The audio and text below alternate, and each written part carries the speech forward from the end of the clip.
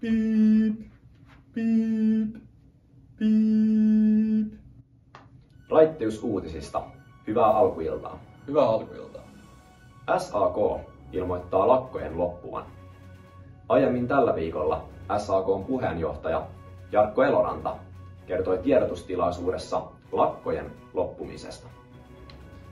Toimituksemme selvityksen mukaan lakkokausi on tänä vuonna odotettua lyhyempi, vähäsatoisempi sekä sijoittuu outoon aikaan vuodesta.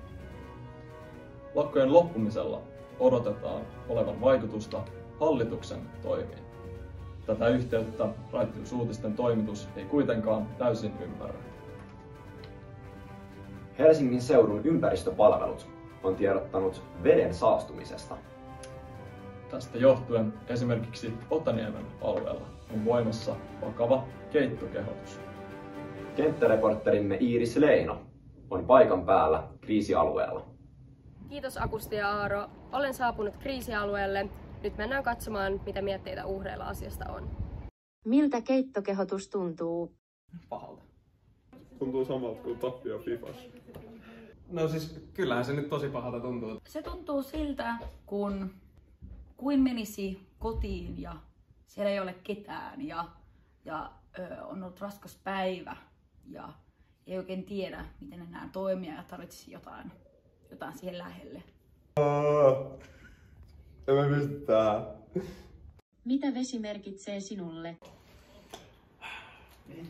Varmaan elämää. Suomen NATO-jäsenyyden alkamisesta on nyt kulunut tasan vuosi ja 7 päivää.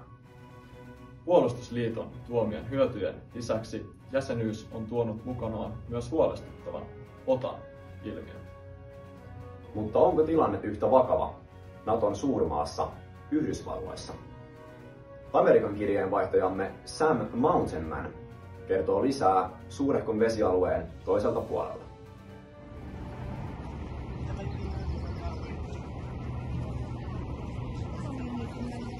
And go!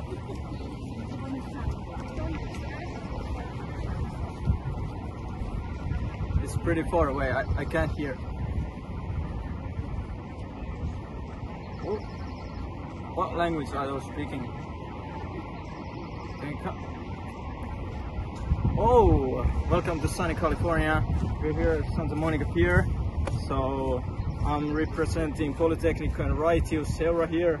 My name is Sam Mountainman, and today it's a little bit lagging.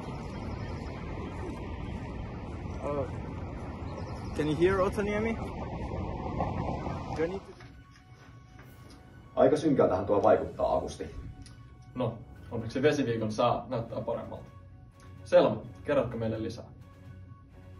Kiitos Akusti ja Aaro, ja tottahan se on. Vesiviikolla on luvattu hyviä säitä, mutta vielä sitäkin parempia tapahtumia. Heti keskiviikko-aamupäivänä tapahtumarintama lähestyy Otaniemeen etelästä tuoden mukanaan brunssin tuosille. Torstaina Otaniemeen kierivä korkea matalapaine saattaa vaikuttaa säähän, mutta sillä ei pitäisi olla vaikutusta pelikentälle ilakoiviin kuplafutiksen lajikokeilijoihin. Arkiviikko huipentuu pizzaperjantaina, joka vie porolaiset tunnelmaltaan suoraan Italian Rivieralle. Lauantaina on luvattu lämmintä ja hyvää lenkkisäätä Porathonin juokseville. Sunnuntaina Otahallin ilma on kosteaa ja Vikkocupin osallistuvat säväpelaajat nostattavat lämpötilat hellelukemiin. Maanantaina kuitenkin opiskelijakuurot siirtyvät Otaniemen yläpuolelta Keravalle, jossa voidaan myös havaita karvanapan aiheuttamia bensalta tuoksuvia pilviä. Vesiviikko huipentuu tiistaina raittiusreiveihin maan eteläosissa. Illalta ja yöltä voidaan olettaa kovaakin menoa ja meisinkiä. Kiitos Selma. Tässä kaikki tältä erää. Hyvää illanjatkoa ja raitista vesiviikkoa. Se meni hyvin. Hyvä se. Hyvä. Tuo tuntui luontevalta. Joku äänen voi ottaa pois. Joo, se on loppu. Selma, ota ne äänet pois. Tällä.